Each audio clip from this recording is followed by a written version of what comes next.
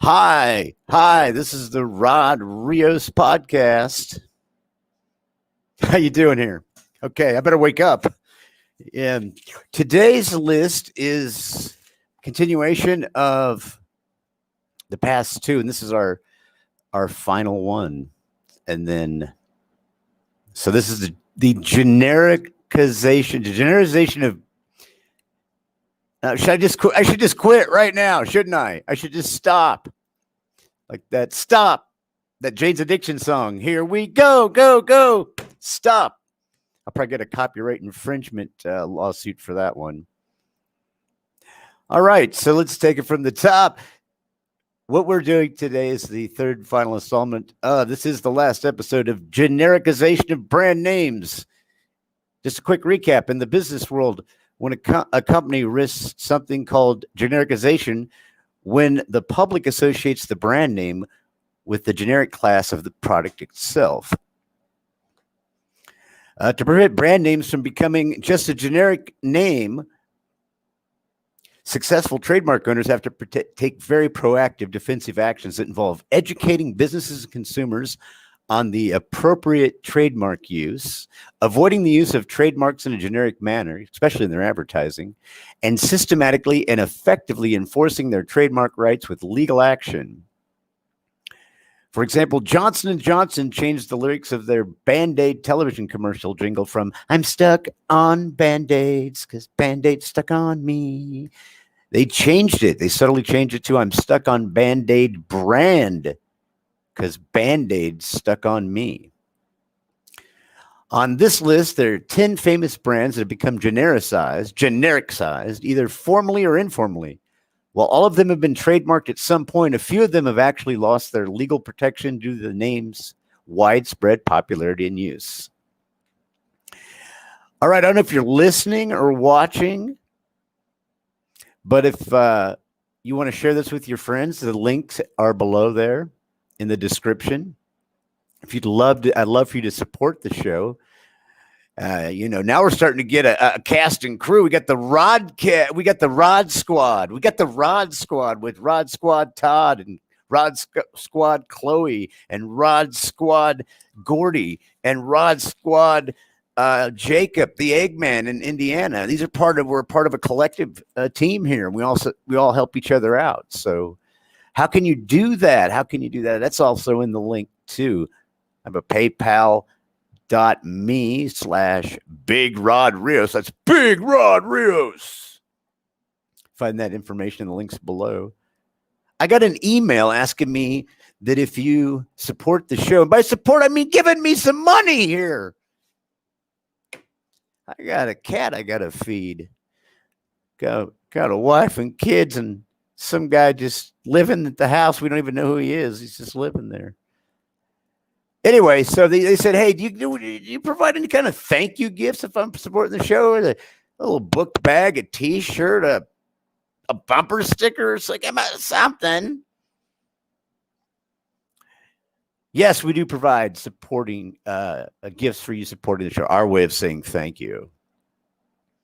Somebody says I should do a meet and greet with a reach around. I'm like, no. So what's the answer? The answer is yes. Yes, it all depends on your level of support. So when you go into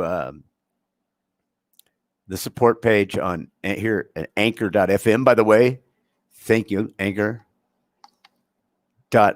for providing me the platform to do the audio.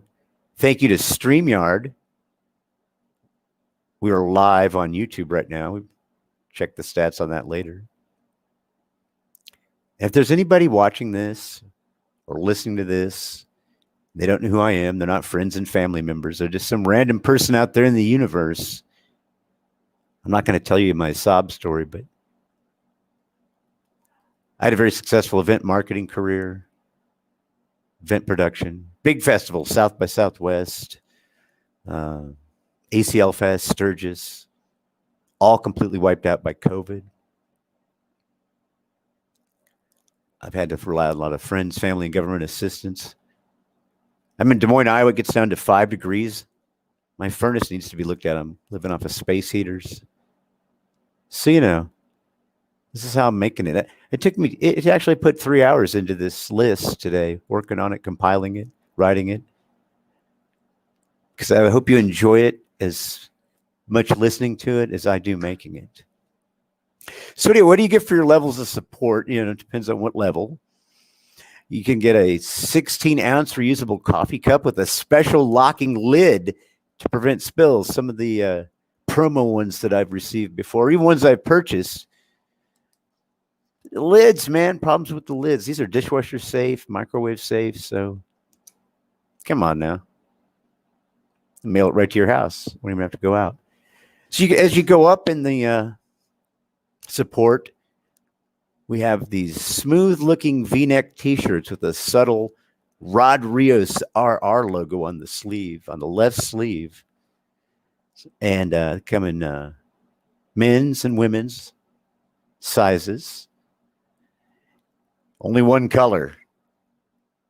That's black. They look great. Good fitting stuff. This isn't trash. Or we offer the Rod Rios branded eyeglasses like the ones I wear. And MarkRushton.com has a pair of them. And you can get them in sunglasses, or we can have them arranged with your wherever you get glasses. All right, this is a big Rod Rios reminder. This is part 3 and the last one of this series.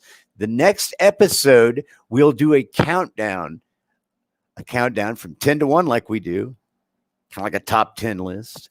We'll do so the next episode, a little preview here. We'll do a countdown of the 10 famous mustaches. 10 famous mustaches. Who do you think's on there?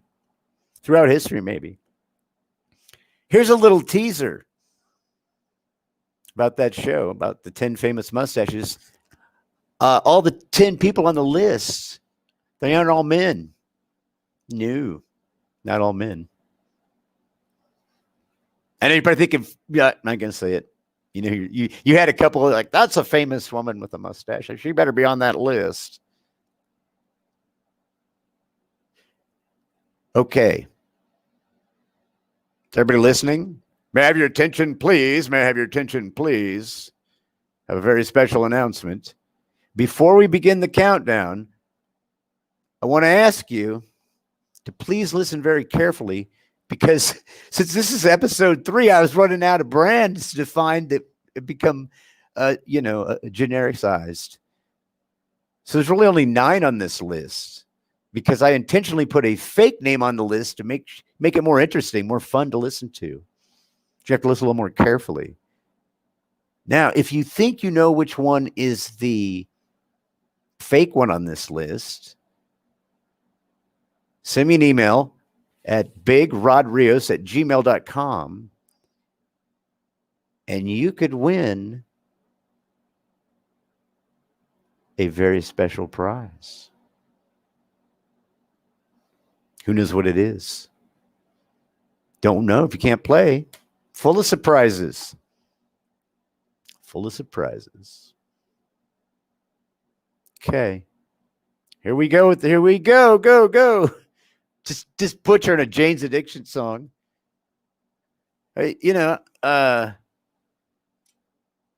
I'll pay him 3 cents or whatever the royalty is. It's my way around it.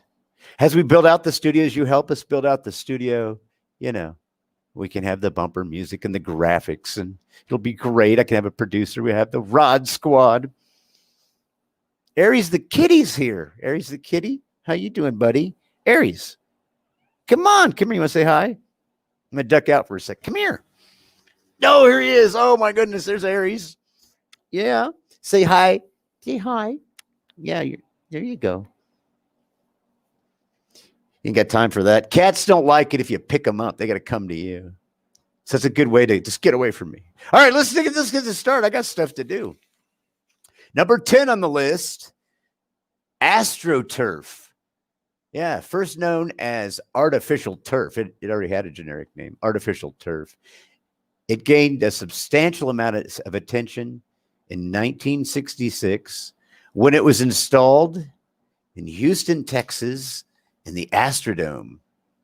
The specific product they used was called Chemgrass, developed by Monsanto and rebranded as AstroTurf. This term has since become a generic trademark for any artificial turf. Okay, number 9. I got to keep track of these two. Number 9. Videotape. Videotape was originally a trademark name by Ampex Corporation. Ampex is an early manufacturer of audio and video tape recorders. It quickly became a leader in the audio tape technology. Ampex developed many of the analog recording formats for both music and movies, all the way into the 90s. Here's a little side note. The electronics division of entertainer Bing Crosby's production company, known as Bing Crosby Enterprises, or BCE, gave the world's first demonstration of a videotape recording in Los Angeles in November 11th, 1951. Amazingly, the overall picture quality was still considered inferior to the best kinescopes at the time. Bing Crosby Enterprises hoped to have a commercial version available in 1954, but nothing became of it. And Bing Crosby started beating his kids with golf clubs after that. All right, number 8, superhero. Superhero. One word or two. Superhero or superhero. It's spelled both ways. And most dictionary definitions and common usage of the term listed as generic and not limited to any characters of any particular company. Nevertheless, variations of the term superhero or superhero are jointly owned by DC Comics and Marvel Comics as trademarks. Registration of superhero started between DC and Marvel back in 1965. And in 2009, the term superheroes, Heroes, not just superhero, but superheroes, was registered as a typography independent descriptive U.S. trademark, co-owned by DC and Marvel. Isn't that sweet? DC and Marvel are playing together. They're co-parenting the trademark. I wonder if it has the same friction as yeah. Well, you got him this week. You got the trademark this week. Cats are pretty flexible. Sorry, Aries is distracting me. Now he's at my feet, he's doing a deep dive into his butt with his tongue. All right, number 7. I got stuff to do. Let's get out of here. Oh yeah, you guys got to figure out which one of these isn't real. Also, so. Fake you out. You're paying close attention. Number 7, from the never safe file. You're never safe. This company, I ain't telling you the name yet. The company of this trademark was in use from 1920. It was protected until it was finally ruled generic. And the court in Manhattan said, you can't use this name anymore as a trademark. Sorry. From 1920 to the year 2003. Yes, Pilates, the exercise method developed by Joseph Pilates. He trademarked that in 1920. No problem up until 2003. The Manhattan court judge said, peace out. Presiding judge concluded that the term had become generic and the trademark was ruled invalid. Number 6, the lava lamp. Remember when, which Brady was that? The oldest one. Greg Brady got his own room and it was all kind of disco, kind of groovy. It was groovy. It was groovied out. So the lava lamp, this groovy colored wax-filled lamp that was all the rage in the 60s, was invented by British accountant Edward Craven Walker in 1963 and trademarked just a few years after that. Though the name has been genericized, 2 companies in the UK still share the trademark. Oh, we're sharing again, like DC and Marvel.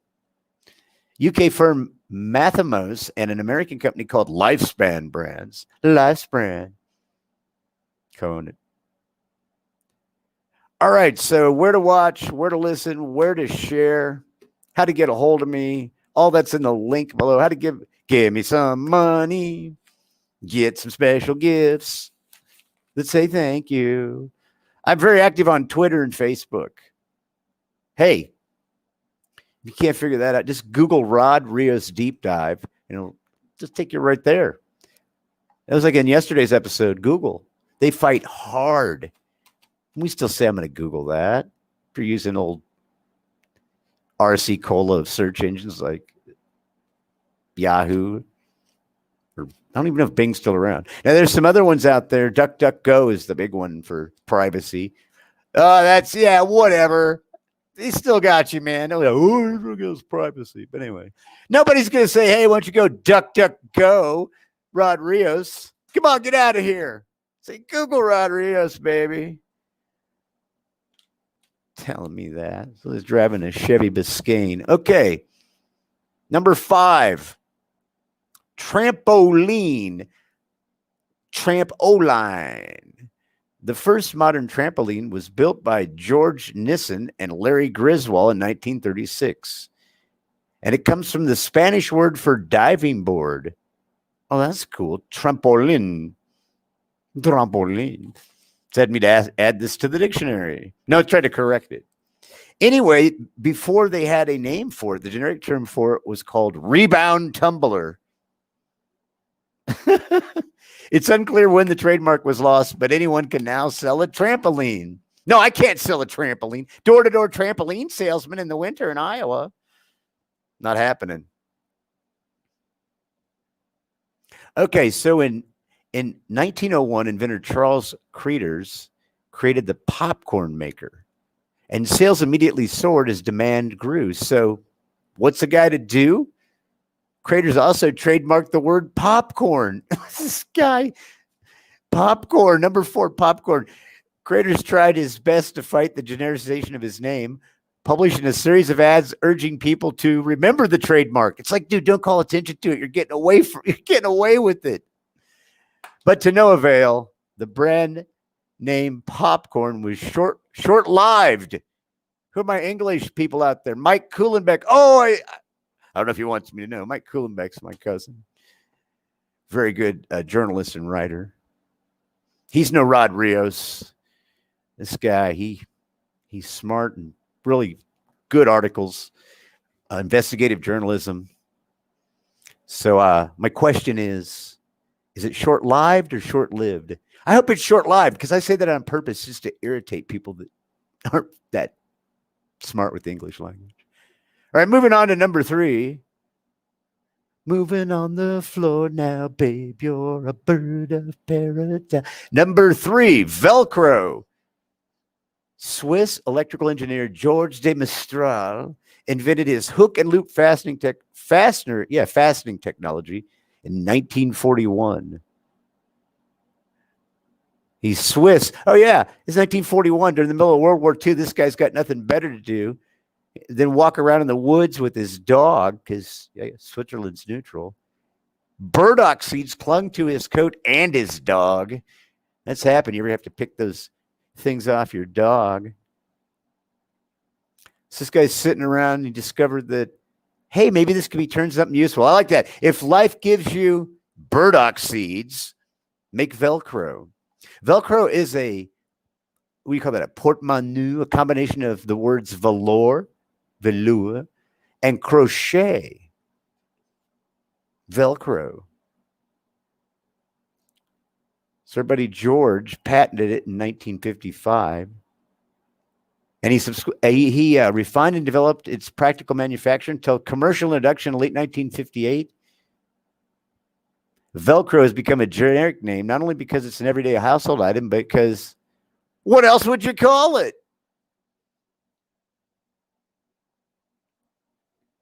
Now, this one, I did some pretty deep investigation because there was some that were just like, you know what I'm saying? Look at this. For those of you looking on the thing, caramel pop. I'm going to eat this for breakfast. It's popcorn. It's on our list too.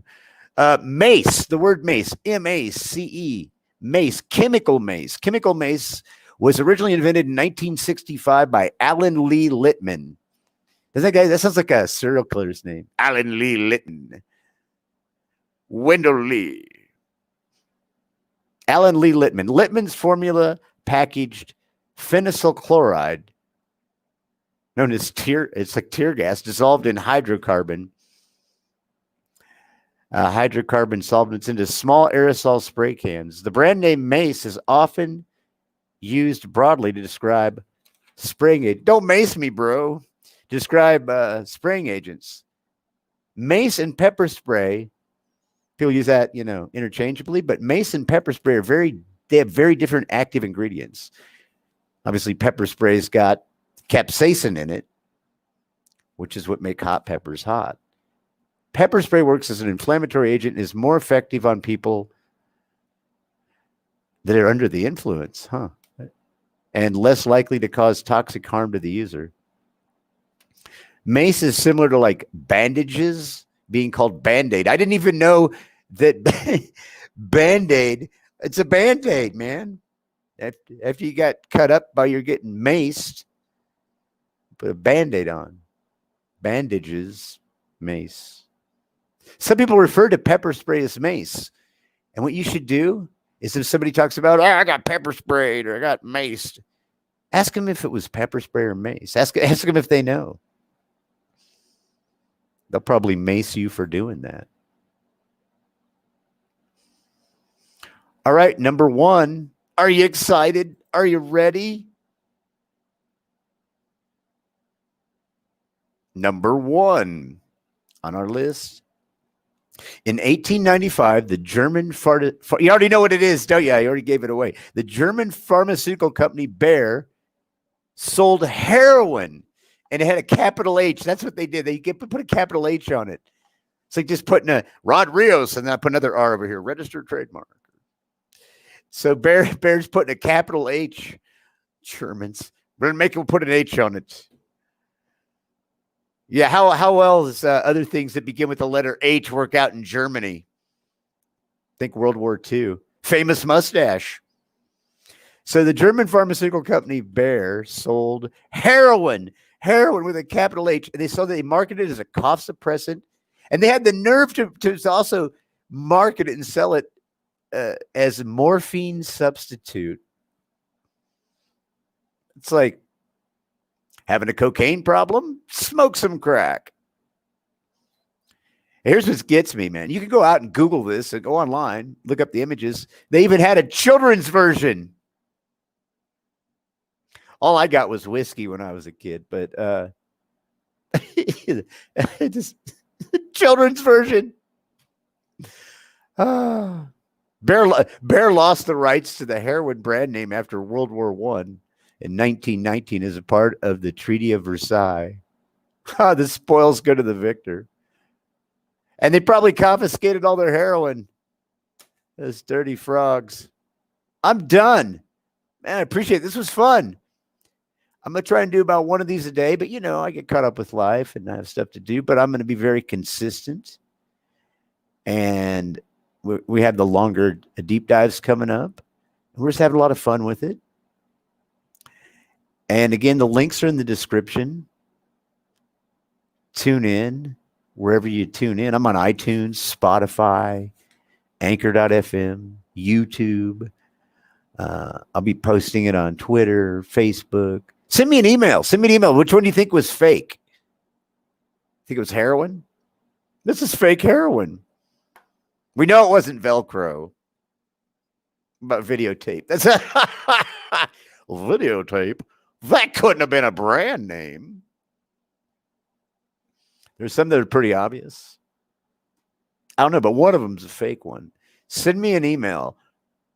Big Rod Rios at gmail.com. You're like, hey, man, how come you don't have your own website? It should be like Rod Rios at rodrios.com. Because it's 2020.